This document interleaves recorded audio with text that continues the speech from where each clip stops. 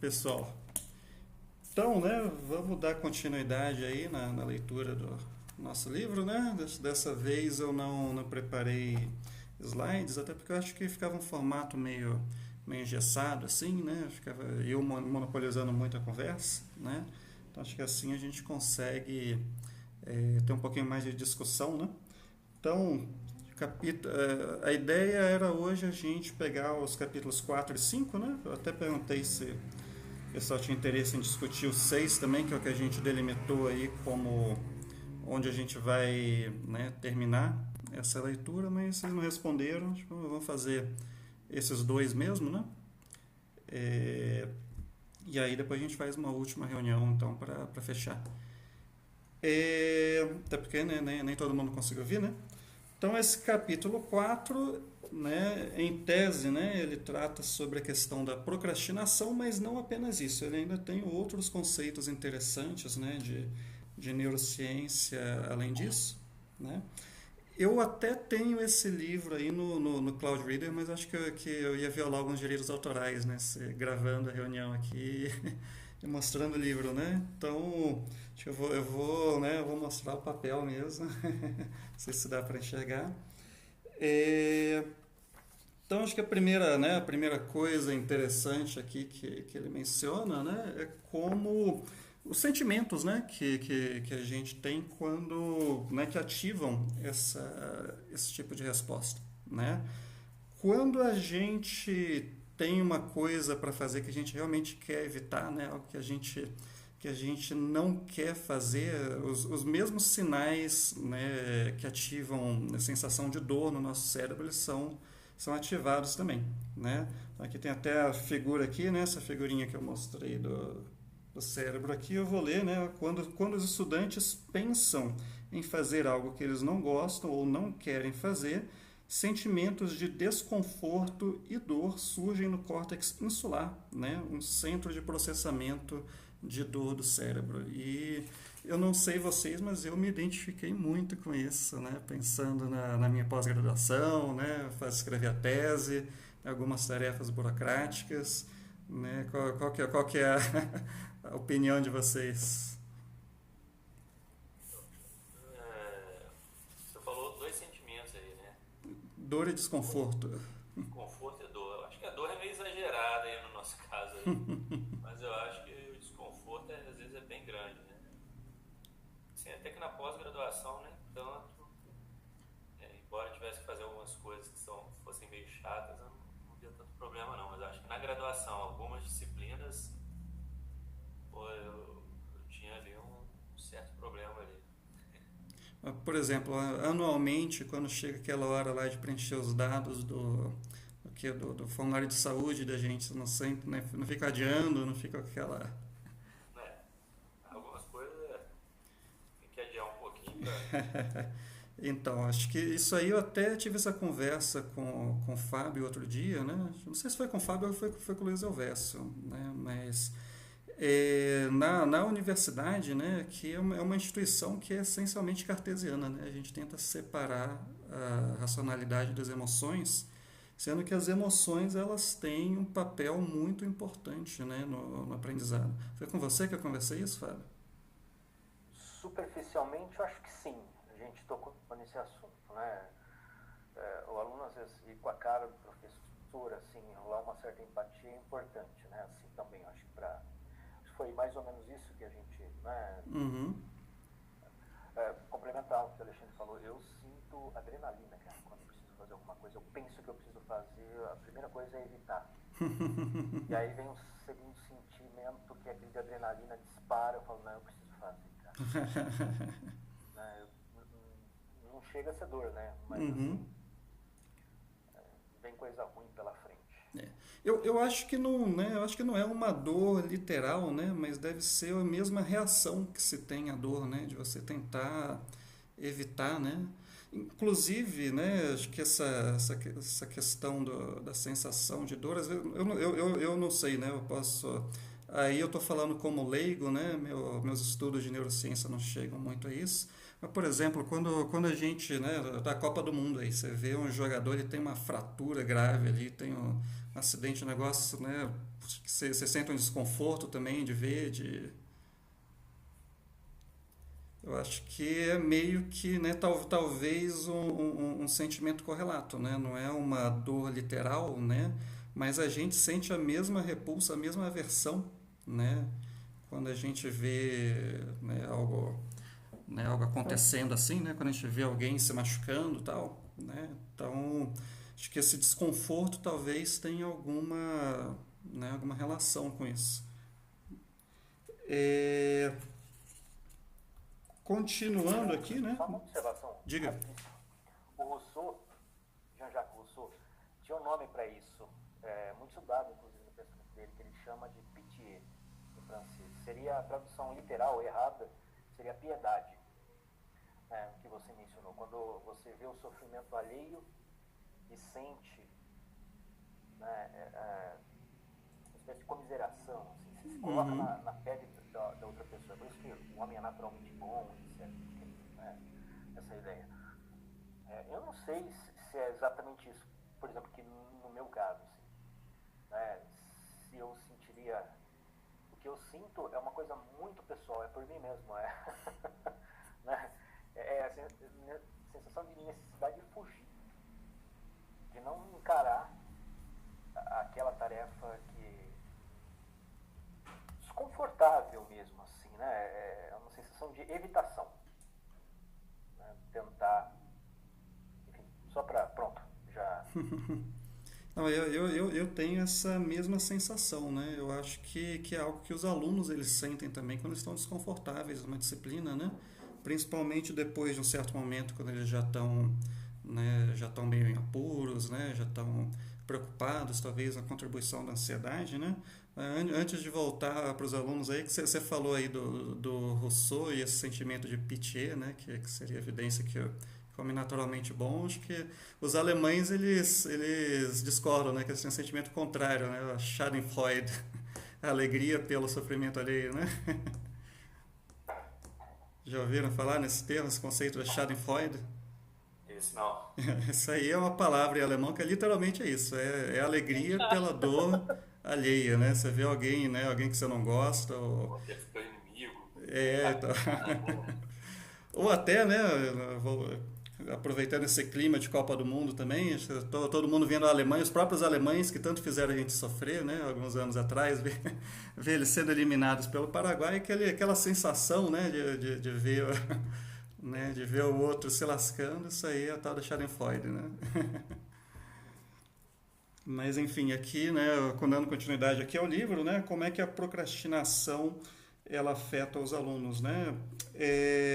Acho que esse livro ele tem essa metáfora aí para distinguir entre os estudantes que têm uma alta capacidade de memória de trabalho e os que têm menor, né, capacidade de memória de trabalho, né? Então, a memória de trabalho é essa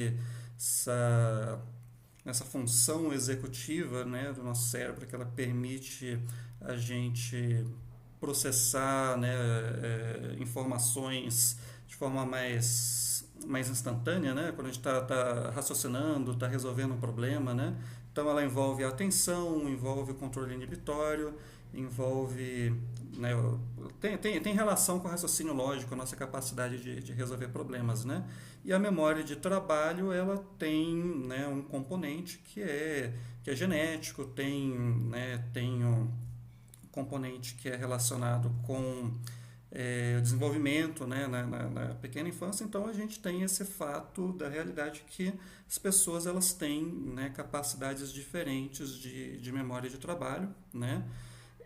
O que não quer dizer que estudantes com menos memória de trabalho eles estejam condenados, que eles não vão ter capacidade de se formar ou de fazer grandes coisas, né? O próprio livro ele dá exemplos de pessoas que ganharam o prêmio Nobel, né, e que têm, né, memória de trabalho abaixo da média, né? A questão isso aí tem a ver com essa neurodiversidade, né, que a gente tem no ambiente educacional, que a gente tem alunos que são diferentes, né? Os alunos com maior capacidade de memória de trabalho, eles vão ter um pouco mais de facilidade para absorver, enquanto que os com menos memória de trabalho eles vão ser um pouco mais lentos, né? O processo de de aprendizagem deles vai ser um pouco mais demorado, né? Agora, o estudante com alta memória de trabalho, por outro lado, ele enfrenta alguns desafios também, né? E um desafio que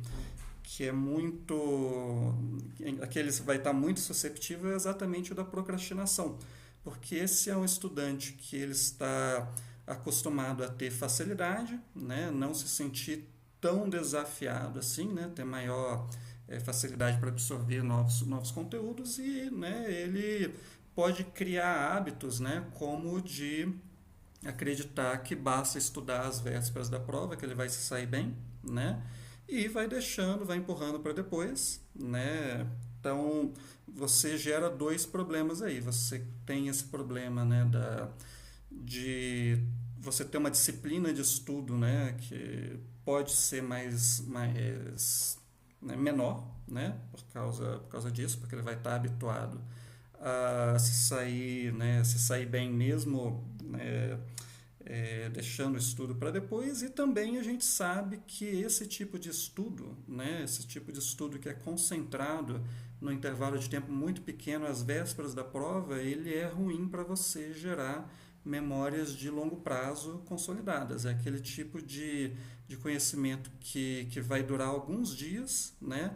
Mas aí você tem a curva de esquecimento, né? A gente chegou a ver nas outras reuniões, né?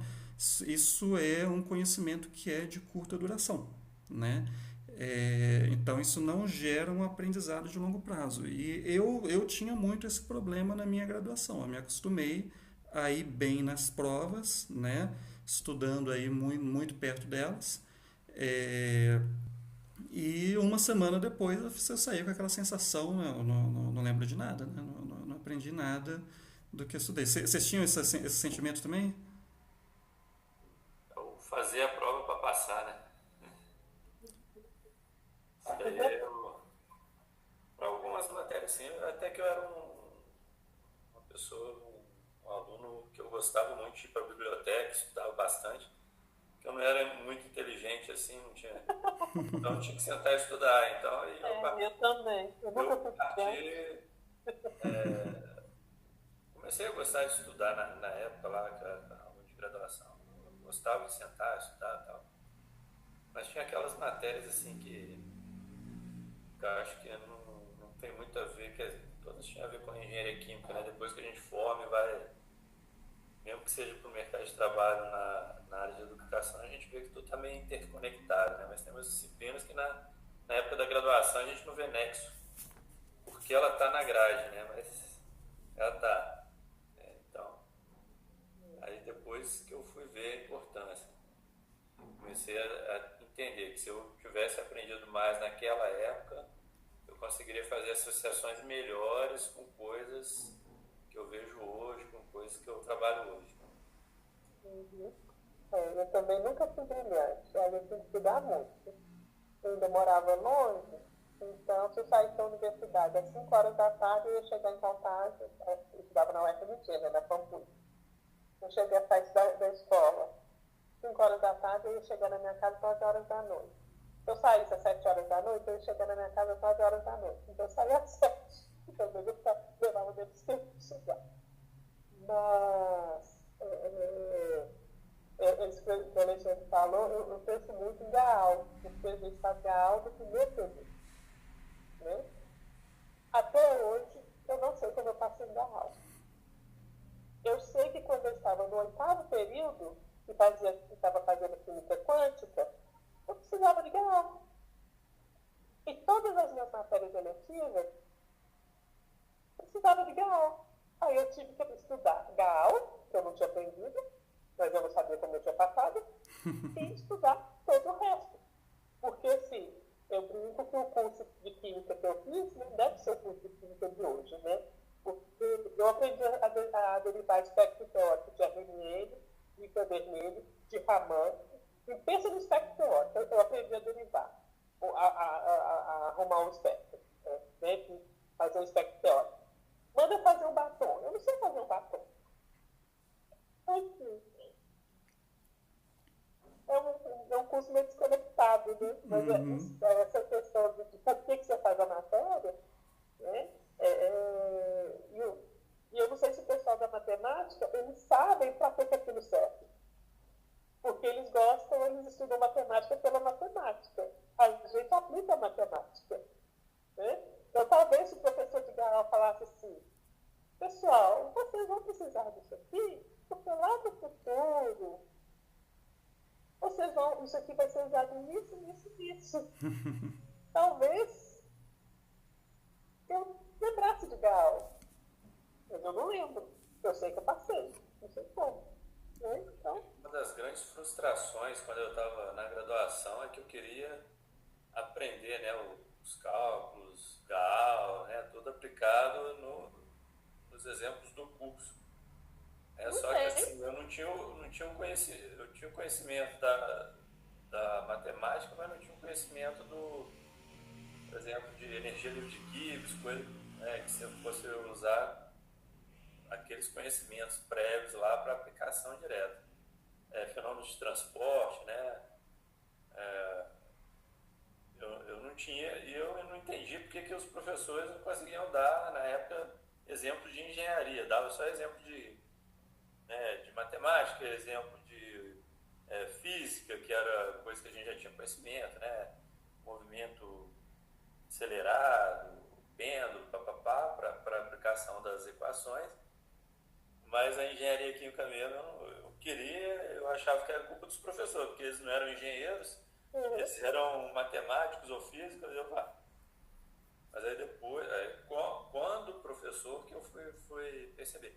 E assim, toda vez que o professor de introdução à engenharia química chama os professores para ir lá conversar com os alunos e tal, então, uma palavra com eles, eu sempre reforço isso. Gente, vocês vão estar aprendendo aí os cálculos, vocês não vão ver aplicados na engenharia química, porque vocês não têm conhecimento de alguns fundamentos que vocês só vão conhecer lá na metade do curso para frente. Então, não se frustrem não, é assim mesmo.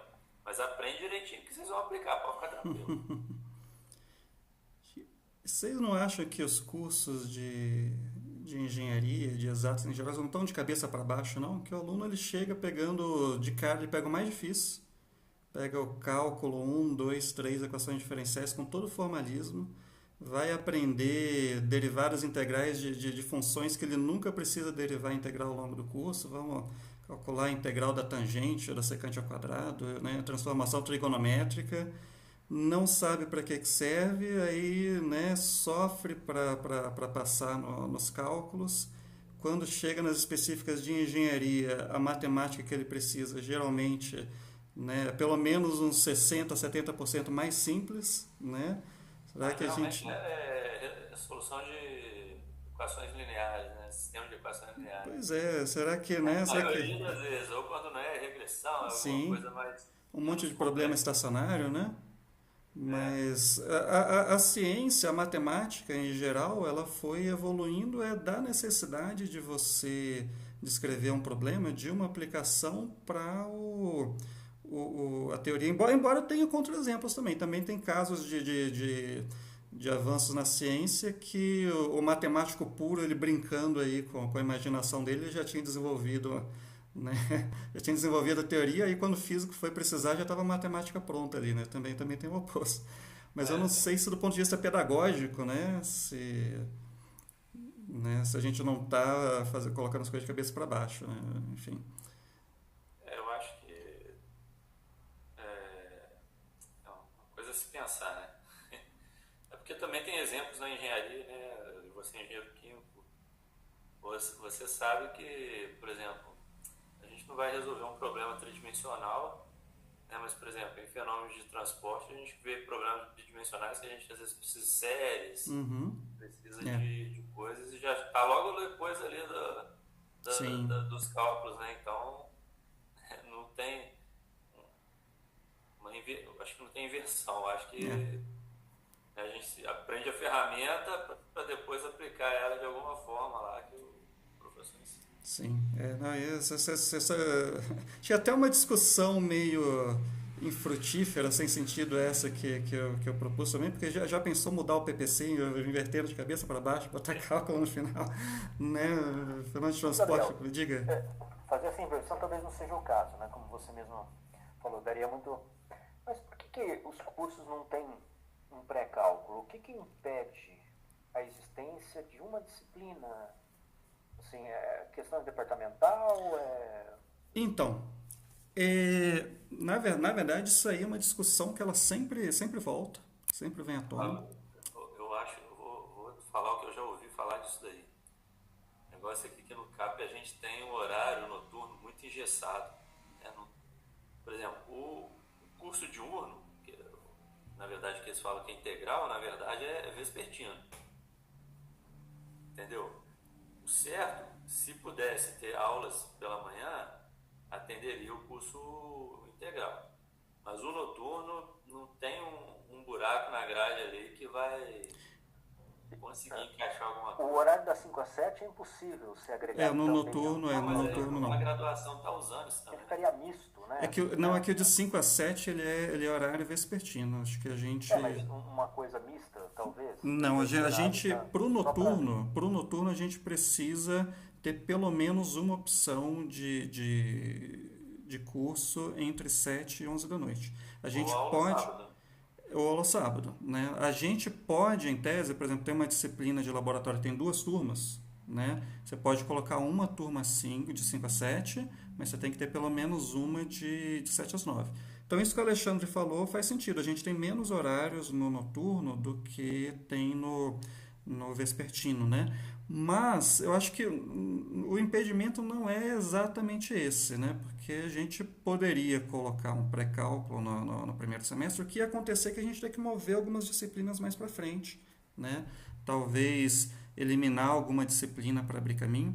E tá com uma proposta lá vindo do DEFIN de uma reformulação no ciclo básico, né?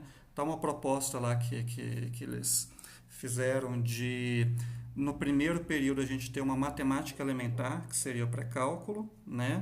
E aí você ter, né, o atual cálculo 1, 2 e 3, eles seriam cálculo A e B, né, o cálculo A partir do segundo período, e teria também, né, na proposta deles, substituir o curso de cálculo numérico, né, que é mais relacionado com programação, né, com métodos numéricos, que é uma coisa que acho que hoje em dia não é tão necessário para todos os engenheiros, pelo menos, saberem, né, de trocar isso por um curso de matemática computacional que o foco fosse um pouco menos na programação em si, um pouco mais em você visualizar gráficos, né, você criar uma intuição matemática, né?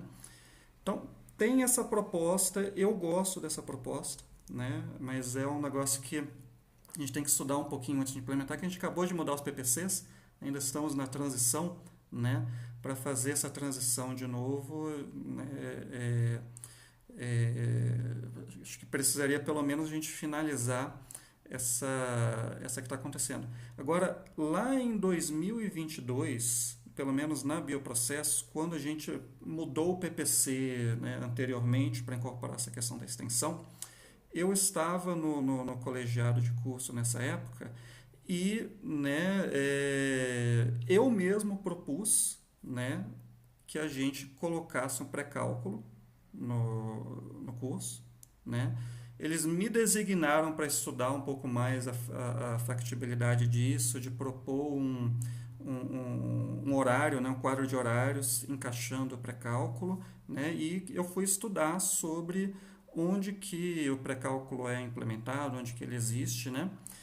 E uma coisa que eu li que me desanimou foi que, né, você tem muito questionamento sobre a eficácia do pré-cálculo, né? Você tem universidades que adotam ele, que a reprovação no pré-cálculo é tão grande quanto a do cálculo, né?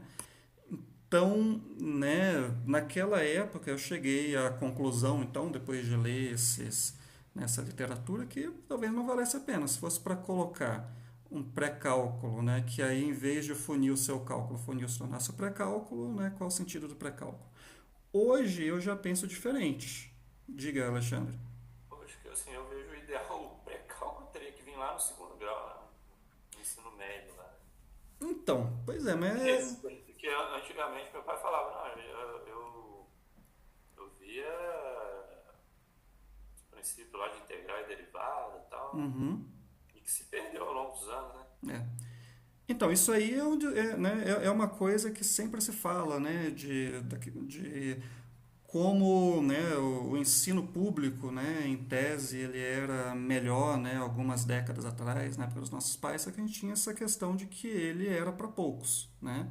A gente teve essa inclusão no ensino público quando ele foi universalizado, né, que essa educação, o ensino médio, né, deixou de ser privilégio apenas de uma classe média, se tornou, né, distribuído para toda a população, só que isso trouxe desafios, né, porque a gente expandiu o ensino, mas, né, o Brasil sempre teve dificuldade de oferecer essa educação de qualidade para, né, universalmente, né, o jovem das cidades pequenas, das periferias, da favela, ele ter a mesma educação, né, a mesma qualidade de educação que o jovem né, da classe média, né?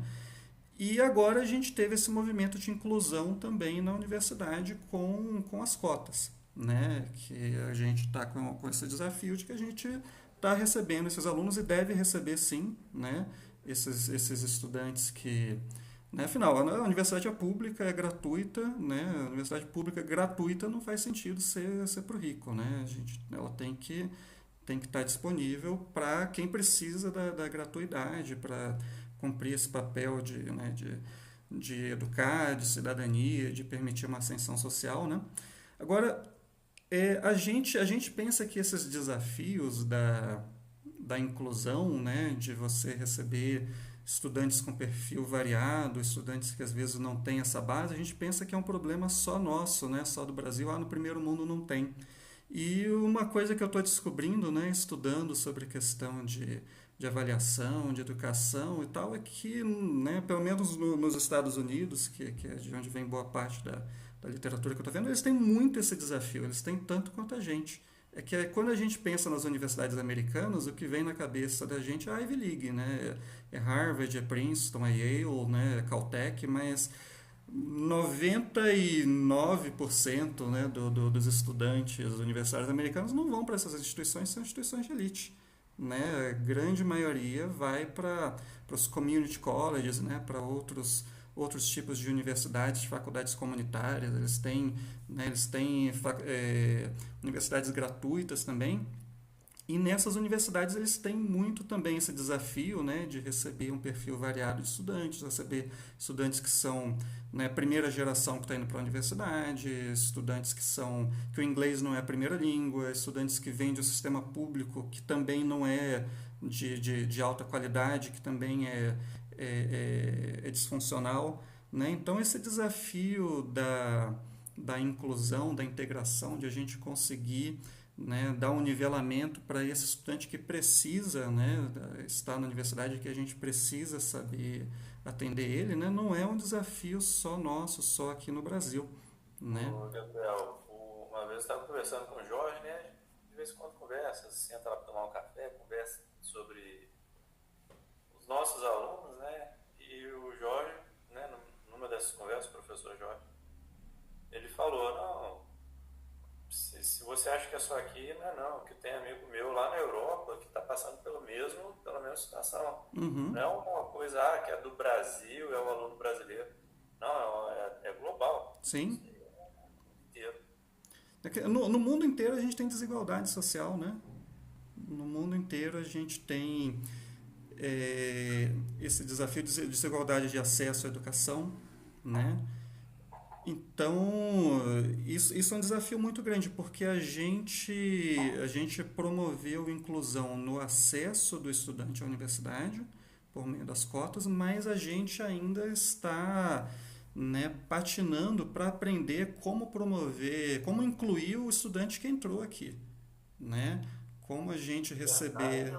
eu vejo assim, né, lá no segundo grau, o aluno já tem que começar a pensar na vida dele e em vez de ter que fazer aquele calhamaço de matéria que às vezes nem tem a ver com o curso, por exemplo. Rapaz que vai fazer engenharia, eu acho que não teria que ver uma geografia aprofundada, uma história aprofundada, Isso né? era Ele a teria que ideia ver do a novo ensino história, médio, boa né? parte da história até ali no nono ano, Uhum, né? no segundo grau ele começar a se dedicar mais às matérias que ele, né, português sempre, isso daí, né, com certeza, uma língua inglesa também sempre, mas, por exemplo, o cara que vai fazer engenharia, ele tinha que poder escolher uma física 1, 2, 3, em vez de ser uma história, né, uma matemática aplicada, sei lá, alguma coisa nesse sentido. Quem vai fazer biomédica, escolher biologia 1, 2, 3 e não escolher o cálculo 2 e 3, por exemplo, entendeu? A matemática 2 e 3. Acho que lá embaixo já tinha que começar a preparar o aluno para a realidade que ele vai enfrentar na universidade. Mas isso aí, essa questão aí das dificuldades com que os alunos chegam, isso aí não é nem só a questão do que eles, de que aulas eles tiveram, de que aulas deixaram de ter. Isso aí é um negócio que é muito mais profundo. Acho que ainda bem que o Fábio está aqui. O Fábio vai saber sobre isso muito mais do que eu, né? Mas você tem familiaridade com Bourdieu, Fábio? Não, Bourdieu não. É mais sociologia. É mais sociologia, né? É. Eu sou leigo, mas provavelmente você, a sua né, leiguitude aí deve ser melhor do que a minha, né? Que o Bourdieu, ele é um sociólogo francês, né? Ele tem um livro chamado A Reprodução, né? Passeron, né? Acho que é Pierre Bourdieu Passeron. Qual que é o nome do Passeron todo? Passeron mesmo. Ah, você fala o nome todo dele? É isso. Não sei, só conheço ele porque eu tenho um amigo que é especialista nele. Ele fez uma apresentação. Sim. Mas eu não... Então, mas né, o que o Bourdieu diz é que a escola, ela promove, né, os mesmos mecanismos de exclusão que a sociedade, ela reproduz, por esse o nome, né? A escola, a universidade, né? A gente reproduz, né, dentro do ambiente educacional os mesmos mecanismos de exclusão que existem na sociedade como um todo, né? E um dos conceitos que o Bourdieu, se eu não me engano, foi ele que criou, né? Posso estar enganado, é esse do capital cultural, né? Foi ele mesmo, né? Então, o que é o capital cultural, né? O capital cultural é essa bagagem não apenas de conhecimento, mas de valores, né? Que ele vem, né? Que ele vem vem das famílias, né? Tinha alguém que fala muito sobre isso, é o Gessé Souza, né? O Gessé Souza, você conhece mais, Fábio? Acho que é a Elite do Atraso. Ele fala muito sobre isso, né? Na formação da classe média brasileira, né? Lá no Elite do Atraso, ele cita o Bourdieu. Eu não li o Bourdieu, né? A Reprodução diz que é um livro super difícil, né? Eu li o Gessé Souza. Isso aí é mais fácil, né? Mas ele cita bastante lá isso. O que seria, né, esse capital cultural, né, da classe média brasileira? Segundo o Gessé Souza, ele coloca a característica que marca a classe média, que diferencia ela, né, das classes mais baixas, não é a renda, né? Não é a renda que é relevante. O que ele define como a classe média são as pessoas que são capazes de vender seu conhecimento, né? produzir riqueza vendendo o seu conhecimento, não apenas seu trabalho braçal, né? Então, a classe média é a classe que agrega as pessoas que têm esse conhecimento mais especializado, né? Os engenheiros, os médicos, os advogados, até alguns com conhecimento, né, não de nível superior, né, mas que, né, técnicos, né, pessoas cujas habilidades elas vêm, né, do conhecimento, não apenas do trabalho braçal manual, né? E você teve essa separação, essa separação entre a classe média e as classes mais baixas, quando o Brasil ele começou a se modernizar, começou um processo de industrialização. Você teve famílias aí que na época fizeram, né, a escolha certa, ou tiveram as condições favoráveis para poder fazer, né, essa escolha certa de você se especializar intelectualmente, né, usar isso para gerar riqueza, para gerar trabalho, né? E essas famílias, né, que começaram na classe média, elas foram passando esses valores para os filhos, né? Foram passando os valores, estuda, né? O estudo é importante, né? Você adquirir um conhecimento, né? Ler livros, né? E fazer faculdade, tudo isso, são coisas importantes que vão fazer você ter, né? Crescer na vida. Enquanto que você teve famílias que não tiveram acesso a esses meios, né? Que são famílias que elas nunca viram a educação como um modo de você garantir a subsistência, né? E aí a gente vê isso muito dos problemas, né, que, segundo o G.C. Souza, né, que a gente vê na educação pública, os problemas que fazem com que muitos estudantes cheguem sem base, né, é que, em muitos casos, eles são famílias que não compravam livros, que não compravam, né, brinquedos educativos, que não tinham tanta preocupação com se a criança estava indo bem ou mal na escola. Né? A minha esposa ela é professora aqui na rede municipal, né, dá aula para o terceiro ano do ensino fundamental. No terceiro ano as crianças já deviam estar chegando alfabetizadas, né? E você tem muitos casos de crianças que estão com atraso para alfabetização, né, que tem alguns que têm alguns problemas, por exemplo, né, déficit de atenção, de precisar, né, de tá no espectro autista, e você tem, né, alguns alunos aí que eles teriam direito, inclusive, a ter monitores que vão auxiliar, teria direito, né, ou a uma medicação, né, em alguns casos. E aí você tem situações assim que a minha esposa ela está aí tentando entrar em contato com a família para tentar fazer a família levar a criança para procurar um profissional, né, um psicopedagogo, um médico para fazer algum diagnóstico, né.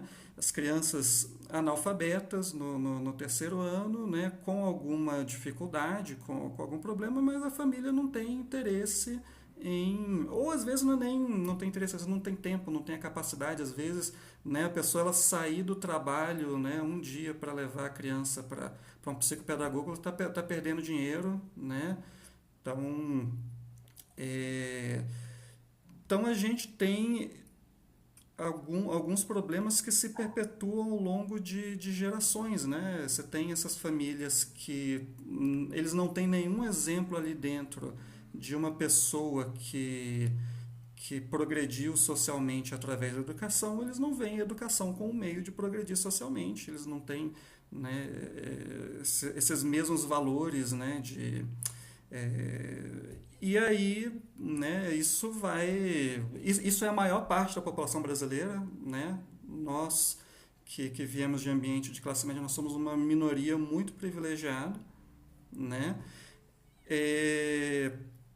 Com as cotas, né, que a gente está abrindo espaço para a maioria da população brasileira entrar na universidade, né, como deve ser, mas muitos desses alunos, né, muitos deles são a primeira geração que está fazendo faculdade, a primeira geração que está tentando subir na vida, assim, ascender, né, a classe média. Eles estão com, né, a gente já nasceu herdando uma grande bagagem de capital cultural, e você tem estudantes que estão, né, começando do zero, e isso se propaga, né? O aluno que venceu todas essas dificuldades e chegou no ensino médio com a ambição de entrar na universidade ainda, né, vindo de uma família que não tem esse capital, mas ele lá atrás ele teve que passar, né, ele começou 3, 4 passos atrás, né? Então, né, não é questão de o aluno ele ter feito X ou Y disciplinas, às vezes, é que o aluno ele já começou de um patamar mais baixo do que o estudante de classe média, que tinha acesso a livros, a brinquedos educativos, a um monte de estímulos, a uma nutrição adequada, né? Acho que eu falei um bocado. Diga. Essa questão do capital intelectual, né? A gente agora, eu estou no carro, porque eu estou de Uber da minha filha, esperando ela sair da aula de violão. Essa questão do capital intelectual é muito interessante, porque, no meu caso particular, né? Eu vim de uma família que a minha bisavó fez faculdade. Eu nunca tive dúvidas que eu ia entrar na faculdade. Nunca tive. Por quê? A minha bisavó se formou em farmácia em 1909. Na pandemia, quando a UFRJ fez aquela pesquisa, né, para ver qual aluno que tinha computador, que tinha celular, que não tinha... Vocês não têm noção do choque que eu levei ao ser confrontada com o número que 1/4 do nosso alunado sequer tinha um celular. Quanto mais um computador. Sim, para esse aluno estar na universidade, era muito mais difícil do que para mim sempre foi. Né? Então, isso tem estudos, né, que mostram que a educação da mãe, quanto mais educada for a mãe, mais educados serão os filhos. Então, é muito mais... nesses programas sociais, eles sempre estimulam o estudo materno, dão o dinheiro para a mãe, porque isso eleva toda a família. Né? E a gente não sai, isso que você acabou de falar, os alunos, né, nós, né, a gente não sai do mesmo lugar. Mesmo que a gente, neste momento, a gente esteja no mesmo lugar, a gente não sai do mesmo lugar. E não necessariamente vai chegar no mesmo lugar. Uhum. Porque a história, né, esse capital cultural, intelectual, ele é muito importante. Né? Não é decisivo, né, obviamente. Mas ele molda a forma que a gente pensa. Uhum. Porque a gente acha que qual é o nosso lugar e qual que não é o nosso lugar. Né? Certamente eu precisei lutar muito menos para estar neste lugar que eu ocupo do que talvez a outra Ana Cláudia, que é uma professora negra da Telecom. Né? Não a conheço pessoalmente, não sei qual é a história dela, mas o simples fato dela ser uma mulher preta, já... Hoje a gente ocupa o mesmo lugar, mas o fato dela ser uma mulher preta já muda totalmente o contexto. Né? Então, não sei como, só que assim, eu não sei como que a gente ficaria, como que a gente trabalha com isso. Apesar de ter acessibilidade para isso, como trabalhar pensando nisso também, isso eu não sei. Né? Porque eu acho que eu ia ficar doida se eu tivesse de olhar para cada um dos 100 alunos que eu tenho por semestre e qual é o contexto dele. Não sei se dava. Além disso.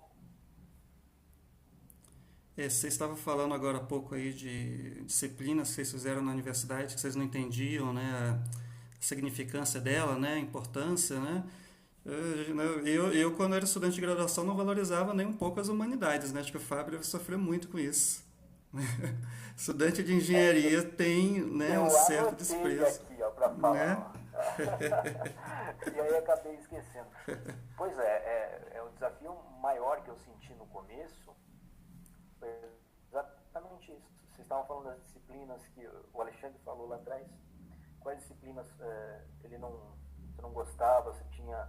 Provavelmente era todas nenhuma da humanidade. Ou tinha também de humanidade, porque às vezes não tinha, né? Se isso já tem um problema ali. Filosofia, tinha algumas disciplinas da Tinha humanidade. também. Mas pior que as que eu não gostava era de específico de engenharia. Era que estava relacionado com computação. Eu não gostava muito de mexer com computador, então programação, essas coisas eu ficava de fora. Eu vejo falta disso. Foi um desafio, Foi um desafio porque, assim, a gente aprende uma coisa na graduação. A gente aprende, dependendo da nossa graduação, a ser especialista naquilo, no assunto. Mestrado, doutorado, se aprofunda. E na hora da aula, você não pode passar o que você estudou no doutorado, no mestrado, senão você vai ficar o semestre inteiro falando sobre um único assunto. E a gente estuda dessa maneira. Na graduação, às vezes a gente passa o semestre todo lendo 7, 8 páginas de um autor do século XVII. E o que mais que a gente vê? Os comentadores, para explicar exatamente o que está sendo dito ali. né? E a exigência da leitura no original. Então, se o texto é em francês, a gente tem que ler em francês. Às vezes o professor lê o texto em francês na aula. São aulas em que o professor senta e lê um texto. Então, e tem um debate, e o pessoal se interessa.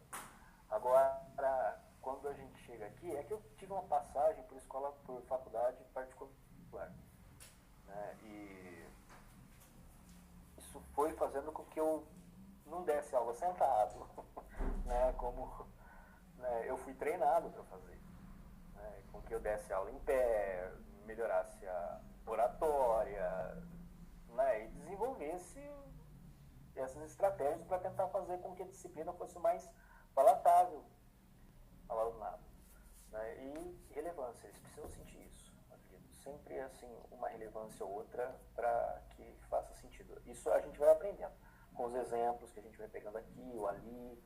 Às vezes eu peço um trabalho em que eu peço para eles levantarem um problema na engenharia deles. Eu pedi agora, inclusive no processo, uma turma de CTS, eles escolhessem 2 textos dos que eu passei, que era a parte mais, digamos assim, rígida, e exemplificasse, aplicasse aqueles 2 textos algum problema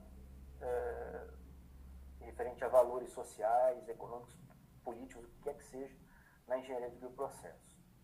Aí escolheram eu aceitei que fosse em dupla, né, o trabalho, alguns exemplos interessantes. Eu vou, inclusive, aproveitar, vou pegar esse trabalho, chupar um pouquinho dos exemplos, pesquisar por conta, porque eles fazem uma coisa razoavelmente superficial, e, de repente, usar isso em sala de aula. É assim que eu vou me virando. Porque é um desafio, né? Assim, a gente não está no nosso, exatamente, lugar natural. Uhum.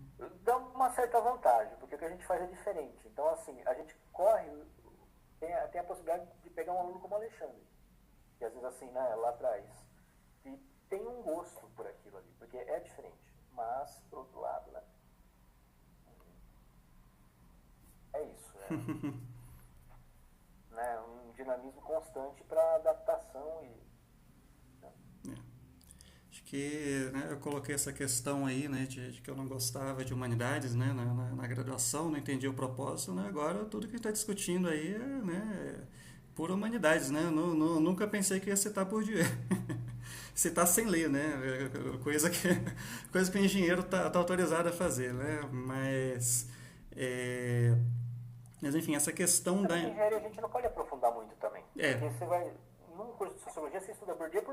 Sim. Você é capaz de passar o semestre todo estudando aquela hora. Na educação se estuda, né? Para tentar entender o conceito, o que ele quer dizer com aquilo, porque às vezes o conceito, não é só o conceito que ele criou.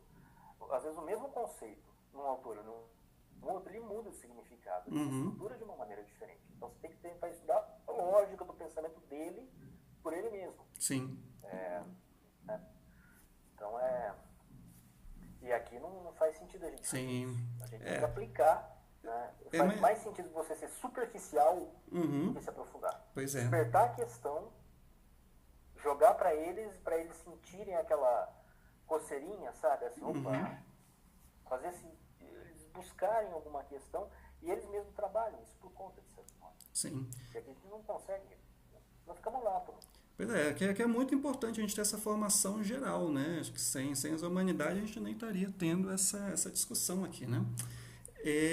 Eu tenho, né, eu tenho tido muita preocupação com essa questão da inclusão, né, e da exclusão também, né, que a gente faz dos nossos alunos na universidade, né? Acho que há alguns dias eu coloquei lá no grupo um artigo, né, aquele Avaliar é Excluir, né?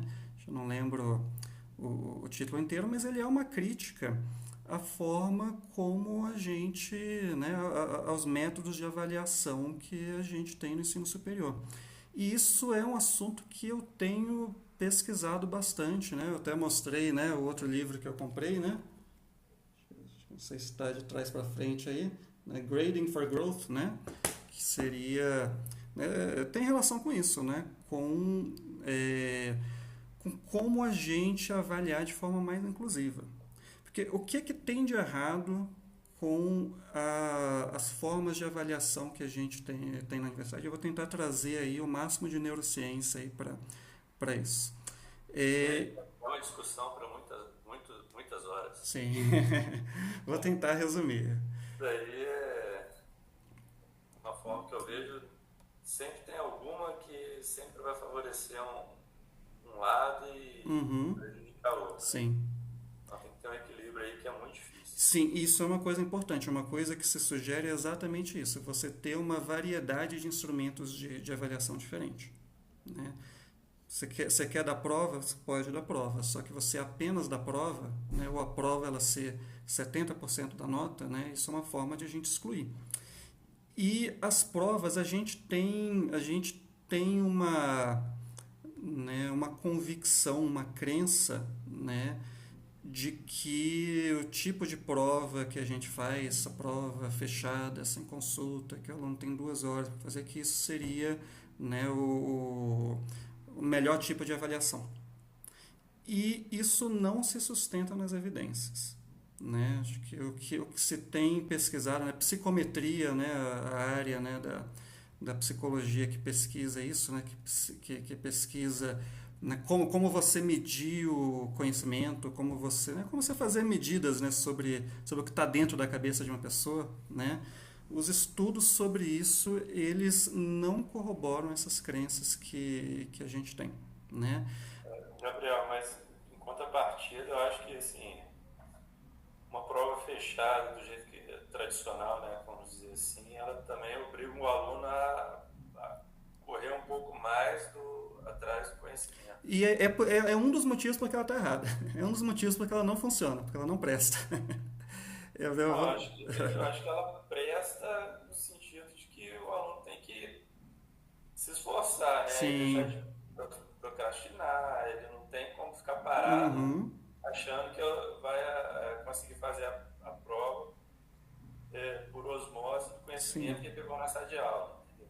Ele vai ter que praticar para ele, né, desenvolver a prova. Mas vocês lembram do que eu falei lá no começo da reunião, né, que eu estudava lá na semana da prova, tirava nota boa, tirava 8, 9, e na semana seguinte não lembrava de nada? Né? Mas sempre fixa um pouquinho. Fixa um pouquinho, né? Mas vem cá, você só vai perceber que fixou, Gabriel, só lá no nosso caso, muito mais isso, né, fica evidente.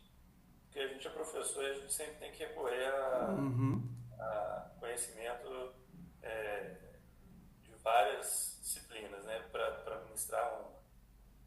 Mas no profissional ele vai lembrar que ele viu isso quando ele pegar um exemplo prático lá na empresa que ele está trabalhando. Sim, mas ele não vai lembrar. Na verdade. Ele não vai lembrar por causa da prova, ele vai lembrar porque ele viu isso repetidamente ao longo do curso. Eu tinha muito essa sensação, né, de que tinha algo que eu devia ter aprendido em uma disciplina, né, tirei notas boas, passei na disciplina, saí, né, tinha um conhecimento bem básico, né, bem pequeno daquilo, mas à medida que eu ia vendo aquele conteúdo ser repetido, ser puxado novamente em outras disciplinas, ia vendo sobre outras perspectivas, eu ia construindo mais o conhecimento, né?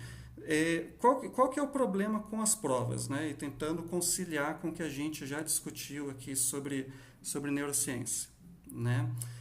Em primeiro lugar, esse tipo, né? Esse tipo de estudo, né, que é concentrado por um período curto de tempo, né, é um tipo de estudo que é muito eficaz para você se sair bem em provas, mas que é pouco eficaz para gerar memória de longo prazo, que é onde a gente armazena o que se tornou conhecimento de fato, né? O que a gente viu, né, nos nossos estudos é que, né, para você ter essa consolidação da memória de longo prazo, a gente precisa de repetição espaçada, né?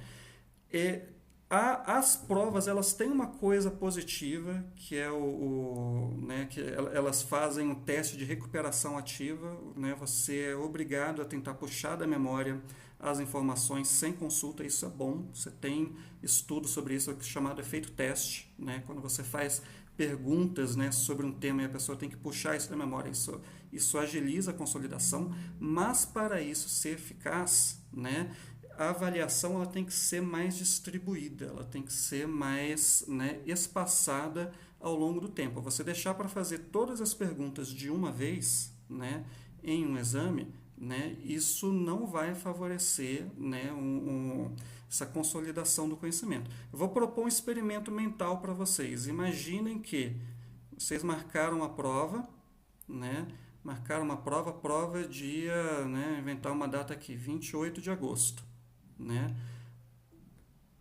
Seus alunos, eles estudaram, se dedicaram, né? Fizeram a prova no dia 28 de agosto, alguns foram bem, alguns foram mal, né? Você repete essa prova 2 semanas depois. Você repete essa prova, você dá a mesma prova de novo no dia 15 de setembro. Você acha que os alunos que foram bem vão se sair tão bem quanto se saíram no dia 28 de agosto ou vão piorar um pouquinho? Você aplica a mesma prova sem eles saberem, pega de surpresa. Eles vão piorar um pouquinho. Eles vão piorar. Alguns vão piorar um pouquinho. Eles vão piorar. Prova surpresa. Você arriscaria dar uma prova surpresa para os seus alunos, você não avisar, né, o dia que vai cair a prova? Deu a prova. Desastre. Por quê, pessoal? O que a prova ela está medindo, então, não é o que o aluno aprendeu a longo prazo. Não é o que ele aprendeu que virou conhecimento, né, consolidado. O que ela está medindo é o quanto de conteúdo o aluno conseguiu memorizar em uma semana, né, para esquecer na semana seguinte. E isso é extremamente excludente, né, com vários alunos nossos, como, por exemplo, os alunos que trabalham, que não têm uma semana inteira, uma semana cheia para decorar o material que daqui a 2 semanas ele já não vai ter lembrado, né? O aluno que não tem que trabalhar tem esse privilégio, ele tem a semana livre aí para fazer esse esforço de estudo inútil que vai gerar muito pouco conhecimento, né? A lógica das provas né, que favorece, né, que você é recompensado com notas altas, tendo esse tipo de estudo, que é o que eu fazia na graduação. Eu era recompensado porque eu estudava mal, mas tirava boas notas e o professor me achava extremamente inteligente por causa disso, mas eu tinha pouco conhecimento, eu era recompensado e eu continuava fazendo isso. E aí, né, você tem, né, como eu falei, prova surpresa, né, que estaria medindo, né, esse patamar aí de conhecimento consolidado, né? A gente espera que os alunos saiam mal porque a gente espera que o aluno tenha muito pouco conhecimento consolidado. E o aluno, por que o aluno ele tem pouco conhecimento consolidado? Porque as nossas aulas, né, outra coisa que exclui, as nossas aulas a gente enche de conteúdo, né? Diferente do que o Fábio falou ali, de você passar um semestre lendo 6 ou 7 páginas, a gente tenta passar um livro de 500 páginas, né, por semestre, por disciplina, né? Tentar passar uma bagagem de conteúdo que não tem tempo de o aluno absorver, né? De ele praticar, né? A gente espera que ele pratique em casa, que é ótimo, também espero que os alunos pratiquem em casa, que façam um monte de exercício, mas você tem alunos também que não têm a mesma disponibilidade de tempo de outros, que trabalham, que têm filho, né, que tem... E você tem os alunos que partem de patamares, né, mais atrasados do que outros também, né? Então, o que seria a solução, né? Para avaliação, tanto para avaliação quanto para ensino, né?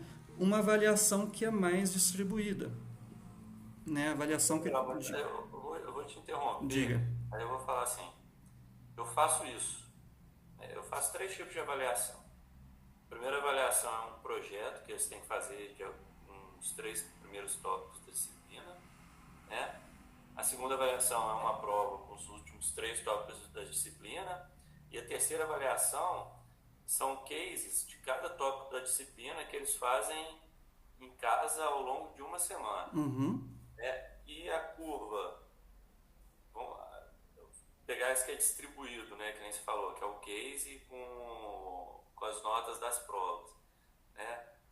A curva de nota do case se assemelha muito à nota da prova, não é muito diferente, entendeu? Então, assim, talvez no discurso seja isso, mas na prática, pelo menos na minha disciplina, não posso falar em todas as disciplinas, mas na minha disciplina não é uma coisa que eu vejo uma disparidade muito grande de um para outro, entendeu? Por isso que eu falo, a prova também não é uma coisa ruim. Eu não estou dizendo que não se deve aplicar prova em hipótese alguma, né? Eu acho que o que você faz é excelente. Você ter tipos diferentes de avaliação, né? Eu acho que isso é importante. Isso é parte parte da solução, né? Com relação à prova, né? Acho que uma outra coisa em que ela é excludente é com os alunos que sofrem de ansiedade, que são muitos, Ah, não, com certeza, é 100%. né? Você tem essa questão da ansiedade de provas, né? Que é algo que afeta muitos alunos. A gente tem alunos, às vezes, que a gente observa no dia a dia, a gente vê o desempenho dele, a gente vê que esses alunos, eles, né, alguns são ótimos alunos, alguns são, né, alunos na média, né, mas que chega na hora da prova e o desempenho é né, parece que o aluno ele não aprendeu nada, né? Então, isso também é uma forma com que a prova ela acaba excluindo. Mas você não usar apenas a prova já é uma coisa, né, positiva. Né? Estou dizendo que não se deve usar a prova de maneira nenhuma. Que a nossa realidade é que para muitos alunos, muitos professores, a prova é o default e ele vale, se não 100% da nota, é 70%, é 80%. O aluno ele não passa na disciplina se ele não tiver essa habilidade de fazer prova, né? E a prova, gente, ela não mede o conhecimento de longo prazo, né? A prova mede o que o aluno ele conseguiu né, estudar naquela semana, né? E que não necessariamente isso vai ser um conhecimento que ele incorporou. Porque se fosse um conhecimento que ele incorporou, você dá a mesma prova um mês depois, não ia ter feito. Você dá a prova surpresa, né, você ia ter o mesmo resultado que você dando a data da prova. O simples fato de a gente ter naturalizado essa ideia de vou marcar a prova no dia X, e aí o aluno tem que estudar, tem que ficar estudar para fazer a prova no dia X. O que a gente está medindo é quanto de conhecimento o aluno tem no dia X. A gente não está medindo quanto conhecimento o aluno tem daquilo. Né? Mas aí essa prova, né, quando você dá uma prova e depois repete ela 2 semanas depois, não entra no caso, né, da nossa mente, que a mente nossa não consegue gravar tudo o tempo todo. Então. A gente vai eliminando aquilo que a gente não vai usar. Exatamente. É questão da sempre memória de longo prazo. Sempre a gente tem pelo menos uma vivência do que a gente já passou. Sim. Pode até não estar aprimorado porque a gente não está praticando, mas a gente tem a vivência do que a gente passou. Não, você tem razão. Não vai aproveitar nada. Uhum. É que naquele momento, se replicou a prova 2 semanas depois, para o cérebro dele, aquilo ali, a prova anterior já não era tão importante. É porque não virou memória de longo prazo. Né? Essa é a questão. A gente educar, a gente criar conhecimento no aluno é a gente formar memória de longo prazo. Diga, Fábio. Então, eu estou pensando no seguinte, um modelo de curso que siga a aplicação de provas ainda. Uma boa prova poderia ser aquela prova que teria os seus conhecimentos resgatados nas aulas seguintes ou na semana seguinte. Uma prova ruim seria aquela, se aplica, acabou, muda o conteúdo. Uhum. Sim. Agora falando de água, vamos falar de pi. Sim. Esquece aquilo lá. Isso eu concordo que pode ser negativo, de fato. Uhum. Agora, se um curso for escalonado, na aula seguinte à prova, nós vamos cobrar o conteúdo que foi aplicado na prova. Na aula posterior, sabe, um curso que vai gradativamente sendo construído. É repetição espaçada. Assim. O que eu estou falando lá na frente, pressupõe, eu já digo para eles, vocês prestem atenção nessa aula, que na aula que vem vocês vão precisar tudo de novo. E vai ser assim. Então vocês têm que seguir, e aí eu vou dando aquelas pequenas atividades para eles irem lembrando, que eu não sei nem se ajuda, acho que ajuda. Sim. Mas como eu não tenho condições de ficar toda semana corrigindo trabalho, são várias salas, muitos alunos, eu deixo fazer em dupla, às vezes até em trio atividade, se ela é mais longa. Eu não tenho certeza se todo mundo faz, se às vezes um ajuda o outro. Sim. Né? Mas a ideia seria essa, né? Para eles conversarem entre si também, um na casa do outro, ou fazer cada um a sua. Porque eu acho que quando você estuda dessa maneira, e não fica simplesmente abaixa a cabeça e escreve, acho que você grava melhor. Sim. Se associa com outras coisas, com a paisagem que você está vendo, com a pessoa com quem você está conversando, às vezes a música que você está ouvindo. Pelo menos eu penso assim. Sim, não, isso tem fundamento, sim, tem fundamento. Tá. Isso aí tem até um nome, chama codificação dual. Tá.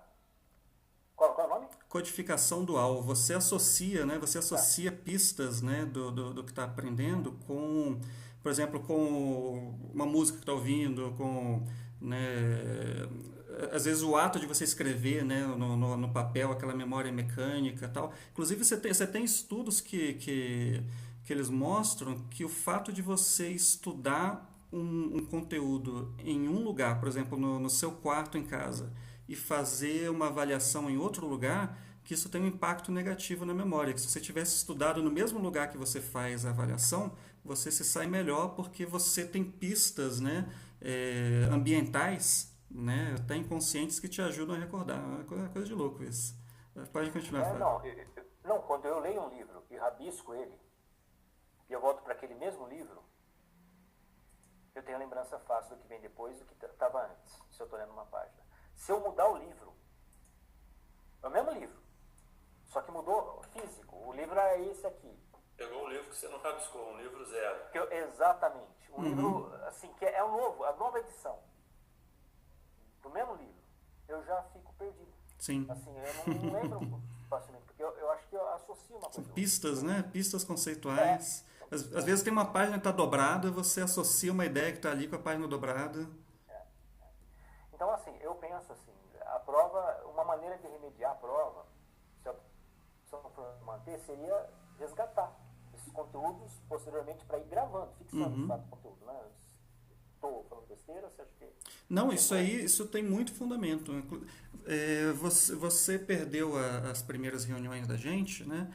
Tem um report que eu coloquei lá no grupo, às vezes está perdido ali, eu posso colocar de novo, né? Que é da Fundação Educacional Britânica, que ela tem uma síntese do que a literatura em neurociência ela diz sobre o que é efetivo, né, para você aprender, né, e inclusive com exemplos de como usar em sala de aula. Se vocês me lembrarem, depois eu coloco de novo lá no grupo esse report. Às vezes você vai achar interessante, ele é resumido, né, acho que é umas 80 páginas, ou menos até, né? E é basicamente o que a gente viu aqui nos primeiros capítulos do livro. Mas aí o que você puxou foram, né, dois conceitos relevantes. Repetição espaçada, você gerar memórias de longo prazo. Isso envolve repetição, né? Até voltando aqui ao livro, né, a gente distraiu um pouco aí, né, pegou uma tangente, mas é uma tangente boa, né? O próximo capítulo que a gente discutiria é sobre a evolução do cérebro, né? O que a evolução do cérebro tem a ver com isso? A nossa cultura, ela né, nas últimas dezenas de milhares de anos, ela mudou muito mais rapidamente do que a nossa biologia, né? Os nossos cérebros, do ponto de vista evolutivo, eles não se adaptaram ainda a sair da realidade da savana, de estar procurando alimento em arbustos e fugindo de leopardos para sobreviver, né? Então, muitos dos comportamentos que a gente tem na nossa sociedade, eles estão em oposição com o que, né, com o que era a realidade dessa forma de vida. E o que gerava aprendizado, né? O que é um aprendizado que é relevante para a sobrevivência, que foi o aprendizado que a gente foi selecionado para guardar, né? São as coisas que você tem que fazer com frequência, né? Por exemplo, você tem que buscar comida no arbusto, né, 2 vezes por semana, né? Você lembra a localização do arbusto.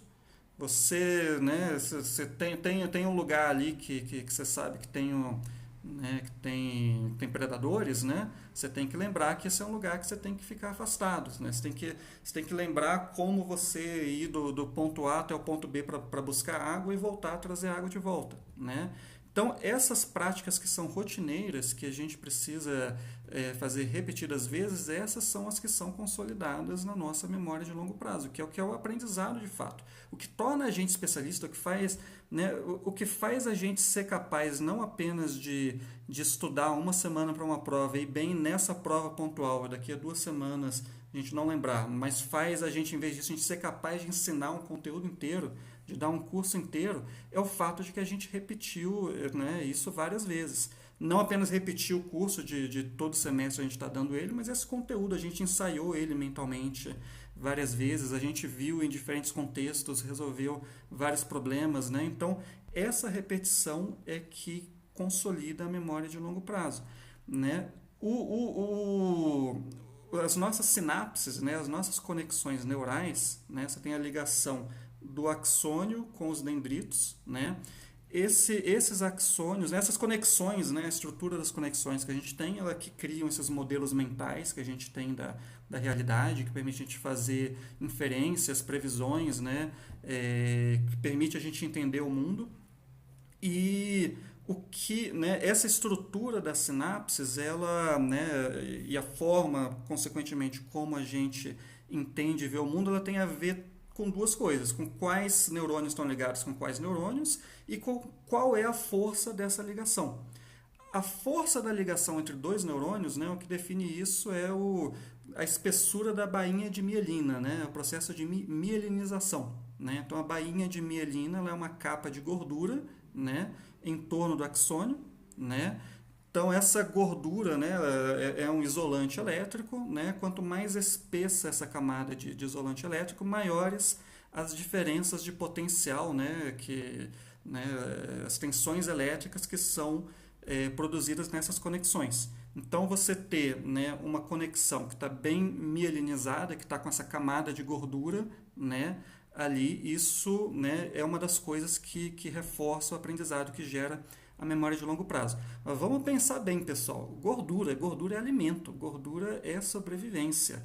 Quando o ser humano ele está usando gordura para reforçar um aprendizado, né, isso aí é um trade-off que você está fazendo, que você está usando essa gordura ali em vez de usar como reserva de energia. Né? Que, mais uma vez, os nossos ancestrais que vieram da savana, eles tinham que lidar com o risco de passar fome, né, diariamente. Isso é um investimento enorme. O nosso cérebro ele é, né, por volta de 2% da massa corporal, mas ele consome 20% da energia. O nosso cérebro é um órgão caro de manter. Né? Então, para você fazer esse investimento de nutrientes e de energia para você armazenar um conhecimento, né, você não vai conseguir isso com algo eventual, com algo que é muito importante por uma semana, como fazer uma prova, mas que deixa de ser importante logo depois, porque o conteúdo ele foi abandonado. Então, isso que o Fábio colocou, né, de você estar voltando no conteúdo, isso é o conceito da repetição espaçada, né, que o fato de você estar revendo, né, a mesma informação de forma distribuída ao longo do tempo, né, isso é uma forma de os mecanismos de feedback que o nosso cérebro tem para a sobrevivência, de a gente, né, hackear eles, né, para fazer ele aprender um conhecimento, né, porque no mundo natural, né, essa repetição, isso aí é um sinal de um comportamento que ele favorece a sobrevivência, né. E outra coisa importante, além da repetição espaçada, muito importante também, é a recuperação ativa de informação. Que não basta você simplesmente rever essa informação, você tem que buscar ela ativamente na memória. Né? Você precisa reconstruir as informações. Né? Uma frase muito, muito interessante que tem no livro, né, de uma psicóloga cognitiva, acho que o nome dela é complicado, é Pooja Agarwal, né? Ela já deu pelo menos uma entrevista naquele podcast que eu indiquei, né, o Teaching Higher Ed, né, que ela fala exatamente isso, que você, né, a gente tem essa ideia equivocada de que aprender é colocar coisas na cabeça, quando na verdade aprender é tirar coisas da cabeça, é você recuperar a informação. Né? Então, quando você faz, por exemplo, você está estudando intensivamente, você está lendo livro, está revendo aula, você está colocando essas informações na cabeça. Né? Essas informações, se elas não são, né, se você não recupera elas com frequência, espaçadamente, elas vão ficar por um tempo, né, pequeno no cérebro. As conexões, você não vai botar um monte de gordura ali. Você não vai gastar recursos, né, nutrientes para fazer um espessamento considerável dessa bainha de mielina, né? O que vai fazer acontecer esse espessamento, além da repetição, é a recuperação, é você buscar essa informação na memória, é você tentar lembrar. Isso é uma coisa positiva que as provas fazem, é o efeito teste, né? A prova ela força você a recuperar a informação, né? Força você a tentar relembrar, né? E relembrar sozinho, né? O problema é que essas provas pontuais e que elas não retomam o conteúdo, elas só fazem isso uma vez quando a gente precisa dessa recuperação ativa de forma distribuída ao longo do tempo, né? Uma coisa que é muito importante para a gente criar essas memórias de longo prazo é o que a gente chama né, é o feedback imediato, é você estar constantemente se testando, constantemente se fazendo perguntas sobre aquele tema, então se constantemente está recuperando a informação, né? E com feedback, com uma correção imediata, né? Não precisa necessariamente ser imediata, né? Às vezes o aluno ele entregar um trabalho um dia, você devolver alguns dias depois, né, a tarefa, isso já, né, você tem um feedback tardio, ele também é eficaz, né? O que não é nem um pouco eficaz é o aluno entregar a prova, a gente, né, corrigir um mês depois, né? Ainda mais, né, uma prova aí que o aluno foi mal, está com todos esses sentimentos de derrota e que é um feedback inútil, que ele sabe que não vai fazer ele recuperar, né, a pontuação perdida, né? Isso aí acaba sendo um feedback que não contribui, né? Esse livro, pessoal, esse livro que eu estou lendo, né, Grading for Growth, né? Também o autor, ele já foi chamado várias vezes naquele podcast, né, o Teaching in Higher Education, né? Que ele fala? Ele fala, né, sobre como você, né, se esse tipo de prova, se esse tipo de avaliação, ele não é eficaz, que tipo de avaliação é eficaz, né? E uma das coisas que ele fala é exatamente essa questão do feedback, né? Essa questão de você poder errar em segurança e você poder corrigir o erro. Porque, gente, aprender, né? Aprender a gente sempre vai estar errando quando está aprendendo. Você vai aprender a tocar violão, né? Nunca pegou um violão na vida. Você começa a tocar, você vai errar, vai desafinar, vai ficar, né? Você não vai fluir, né? De cara. Isso aí é um negócio que vai exigir prática constante, se passado ao longo do tempo. No caso, o violão ele já te dá o próprio feedback imediato, que é o som, né? Você entende ali se o som está feio, se tá bonito, né? Imediatamente. Então, isso é algo que facilita, né? Que facilita o aprendizado. No nosso caso, que a gente está tentando passar ideias complexas, isso é um pouco mais difícil, né? E exige, né, tempo, esforço do professor para passar esse feedback também, né? Agora, esse livro aqui, Ana Cláudia, ele trata de uma das coisas que a gente discutiu, né, na reunião passada. Ele tem um capítulo especificamente sobre o que fazer quando você tem turmas grandes e também sobre aulas de laboratório, né? Tem essas alternativas, né, com estudos de caso que foram testados em diversas universidades, né? Mas, enfim, uma coisa que é importante é introduzir introduzir a possibilidade de o aluno ele errar em segurança e poder corrigir o erro, né? Esse nome Grading for Growth, né, pontuação para o crescimento, vem por causa disso, porque a gente só cresce errando e os nossos métodos de avaliação tradicionais, eles punem enormemente o erro. O aluno que está começando na disciplina, né, naturalmente, se ele está começando, ele tem muito pouco conhecimento daquilo, aí ele faz a primeira prova ele já tira uma nota extremamente baixa, né, se o seu professor não for muito compassionado, né, ele tira um 0, né?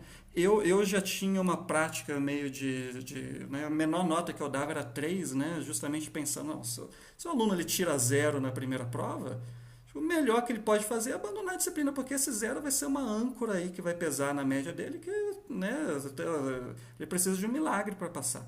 Né? E muitos dos alunos que desistem de uma disciplina depois de uma primeira avaliação que tem uma nota ruim, isso é uma decisão extremamente racional. Porque o aluno ele não tem, né, ele tem uma possibilidade de recuperar aquela nota que é na prova substitutiva, mas gente, prova substitutiva, vamos ser sinceros, é mais punição do que educação, né? É um negócio assim que o aluno ele vai ter, né, ele que está vindo de 1, 2 semanas de P3, de provas finais, estudando para múltiplas disciplinas, ele vai ter que estudar o conteúdo todo, né, de uma ou mais disciplinas para recuperar muito tempo depois, né, um feedback extremamente tardio, que não contribui para o aprendizado, né, para tentar recuperar aquela nota. Né? Então, um dos fundamentos, um dos pilares que eles propõem, né, nesse livro, que eu não li ainda, acabou de chegar, mas eu vi o podcast, né? Um dos pilares é essa possibilidade de você poder consertar os erros, né?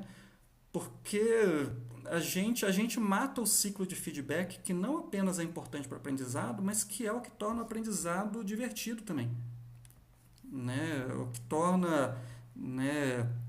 Acho que eu gosto de videogame, né? Eu tenho jogos, né, super difíceis, né? E tem jogos que fazem o maior sucesso exatamente por eles serem extremamente difíceis, extremamente desafiadores. Você precisa de múltiplas tentativas para passar de uma missão, né? Mas você tem múltiplas tentativas, você tem essa liberdade, esse ambiente seguro para errar e continuar tentando, e aí quando chega a hora que você consegue superar aquele desafio, você fica feliz da vida, né?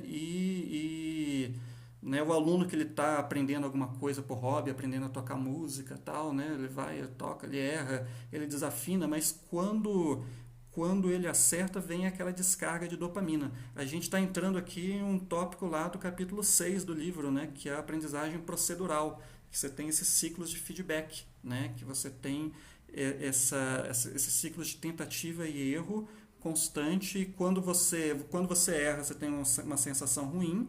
Quando você acerta, vem uma descarga de dopamina, né? A dopamina ela está associada com o aprendizado. Não é por acaso que a dopamina também está associada com os vícios, né? Que é quando a gente aprende, né? Você está aprendendo muito bem uma coisa que é ruim, né? Você está, né? Por exemplo, os vícios em bets, né? Que estão muito em voga hoje em dia, né? O apostador ele erra, mas quando ele acerta, dá aquela descarga de dopamina, né? Que alimenta esse ciclo de feedback, você fica viciado naquilo, né? Então, são coisas que, né, que as bets, que são os jogos do mal, exploram, né? Os jogos mais inofensivos de videogame exploram também. Você aprender música explora isso, aprender arte, né? Todas essas coisas exploram esse ciclo de feedback, e na universidade a gente pune, né? A gente pune o erro em vez de a gente dar feedback. E, né, isso que gera sensações de inadequação, ansiedade, depressão, e o aluno ele, né, ele se sente mal e quer largar. Em vez de ele ter prazer, né, pelo aprendizado, a gente cria, né, um ambiente que acaba excluindo dessa maneira, né? Ótimo. Desculpa. Não, pode falar. Não, você antes. Não, porque esse semestre eu estou tendo uma experiência muito interessante na Química Geral Experimental, porque eu estou trabalhando com 2 currículos diferentes, né? A Mecatrônica e a Telecom, que estão com 14 aulas experimentais em 18 semanas, e a Engenharia Química, que tem 5 aulas experimentais em 9 semanas. Porque a gente tem que dar substitutiva, não sei o que. Gente, essa questão da repetição e do poder errar, né, eu vejo direitinho. Os alunos da engenharia química, eles não sabem pipetar, eles não sabem fazer uma solução, eles não sabem fazer uma diluição, eles não sabem nada. Aí na hora, porque eles não têm aula, eles não têm tempo de aprender. Então na hora que eles chegarem esse mês que vem com a Renata, depois com o Dani, depois com a Ana Maria, depois lá com o Alexandre, eles vão xingar porque eles não sabem. pessoal da mecatrônica e da Telecom, que eles nunca mais vão entrar no laboratório de química na vida, eles sabem fazer tudo isso. Eles sabem pesar direitinho, eles sabem mexer, eles sabem quando que usa uma pipeta, quando que usa uma proveta, quando que faz diluição. Por quê? Porque são 14 aulas. São 14 aulas, eles fazem solução toda a aula, eles pesam toda a aula, eles pipetam toda a aula. Então, assim, começou errando, né? Mas, assim, aí, gente, o tanto de pera que ficou molhada, mas eu falei assim, tem problema não. Pera a gente compra no milheiro. Mentira, não compra. Mas, assim, o trem é feito para...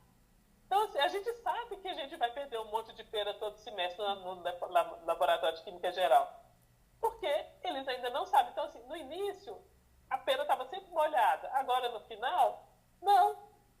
Porque eles podiam errar e eles repetiam e faziam de novo, e faziam de novo, e faziam de novo, e faziam de novo. E assim, eu achei bonito de ver. Sabe? Eu fiquei muito cansada, porque são muitas aulas experimentais, né? E a aula experimental ela é fisicamente desgastante, mas foi muito legal de ver.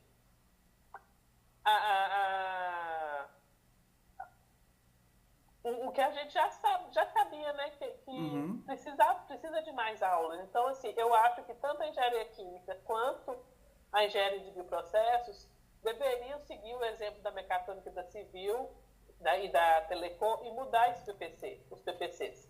Colocar a aula de química geral, uma aula semanal de química geral experimental e uma aula semanal de química geral teórica. Porque, querendo ou não, a química geral é o ensino médio todo ao mesmo tempo agora. Eles já passaram pelo ensino médio. E são poucos os alunos que já tiveram um laboratório. Então, ainda com o bônus, já para acabar com aquele inferno da aula de 5 horas. De 15, né? É inferno mesmo. Principalmente para o aluno do noturno. Porque o aluno do diurno, do vespertino, né? Que, como o Alexandre falou, não é integral. Para o aluno do vespertino, tanto faz. Agora, para o aluno do noturno, é infernal essa aula de 5 horas. Gente, eu tenho um aluno da Telecom que é neurodivergente. Então, assim, eu não sei qual que é o grau de autismo dele, não. Mas você vê que gracinha desse menino na aula. Porque teve tempo. Ele teve tempo de aprender. E o tempo dele não é o tempo dos outros. Né? Ele teve tempo de aprender. Ele teve prazo para poder errar. Né? E para depois fazer certo. Aí quando ele errava e depois ele fazia certo, ele ficava numa felicidade. Feedback. Sim, mas é uma aula que você está muito perto do aluno, né? Porque são turmas... quando a turma está cheia, tem 25. Mas como a gente está com poucos alunos, não tem turma de 25 praticamente. Na engenharia química até que tinha 25 matriculados em cada turma, mas ia 15. Cada turma tinha 10 alunos, assim, que nunca apareceram. É muito legal. É muito legal de ver. E a repetição, é isso que você está falando, né? Desde o início. A repetição, porque como eles fazem toda semana, eles não esqueceram. Sim. E eles tiveram a chance de errar. Porque como eles tinham eles tinham 14 semanas para fazer a mesma coisa, porque toda aula a gente faz praticamente as mesmas coisas. Muda o experimento. Mas os procedimentos, né, o que você tem que fazer para cada... É praticamente a mesma coisa. Então, às vezes você está pipetando para poder fazer uma coisa, outra vez você está pipetando para fazer outra, mas você está pipetando. Você está pesando. Né? Então, todos eles aprenderam a mexer na balança de 4 casas. Que aí olha para a balança de 4 casas, aquela de casinha, né? E olha para aquele negócio e fica assim, meu Deus, o que é isso? E depois, no final, todo mundo quer usar a balança de 4 casas, porque ela é muito mais legal do que a outra, que é igual a de cozinha. Né? Então, assim, eu achei bem legal e é justamente isso que está falando. Erra, repete, e depois acerta, e vai ficando bom, e fica bom mesmo. Né? Então, é só um depoimento, porque eu vivi esse semestre. Muito legal. Gente, vou precisar de ir agora. Acho que vamos encerrar, pessoal. Acho que né, o Alexandre tem que sair. Eu acho que ia falar alguma coisa. Quer concluir? Fábio. Considerações Não, finais? a minha era só uma. Eu posso, em outro momento, tocar no assunto, mas é que eu estou pensando num trabalho avaliativo, de repente para mim mesmo, que vai sendo elaborado aos poucos, assim. Eles não vão errar com tanta segurança assim, mas eles pelo menos vão ter a possibilidade de refazer, de melhorar, apresentar uma segunda versão, Sim. que poderia ser uma substitutiva. Eu tenho feito muito isso. Tirar a substitutiva, que cai muito conteúdo, e falar, pega esse trabalho aqui que você não foi tão bem, melhora ele. Eu tenho feito isso. Quando eu tenho um trabalho que o aluno vai mal, eu faço exatamente isso. Eu, em vez de dar uma nota definitiva, aí eu dou um feedback e eu peço para refazer. Melhora. Né? Tem a segunda oportunidade. Nota. Pois é, a gente tem que, né, a gente culturalmente, né, essa tradição que a gente tem acadêmica de provas, a gente se acostumou com essa ideia de que prova é sagrada, que é imutável, né, que a nota é aquilo e não se mexe mais, né? Mas a gente precisa desconstruir isso, até porque, né, as evidências, elas não apoiam essas tradições, esse modelo de prova que a gente aplica na universidade, a gente aplica por tradição e por conveniência, porque é uma forma fácil e rápida de você atribuir um número que parece justo, né, a princípio, para 50 alunos diferentes. É escalonável, mas, né, isso é algo que às vezes faz até mal para o aprendizado.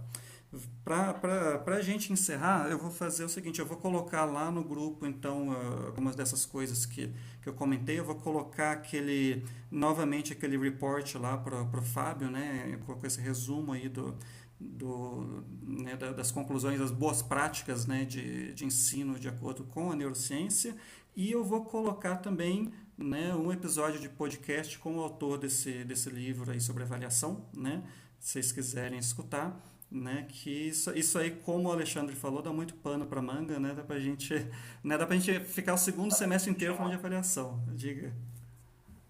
Dá para discutir muito, né? Dá. Enfim, então, pessoal, muito obrigado, a discussão hoje foi muito legal, muito boa, né, com discordâncias, mas assim que é legal mesmo, né, que É bom para a gente ter visões diferentes. Sim, é muito importante, né, enfim. Então, valeu. Espero em breve a gente poder repetir. Tchau, tchau. Gente, prazer. Tchau, tchau. Boa noite. Tchau, tchau. Boa noite.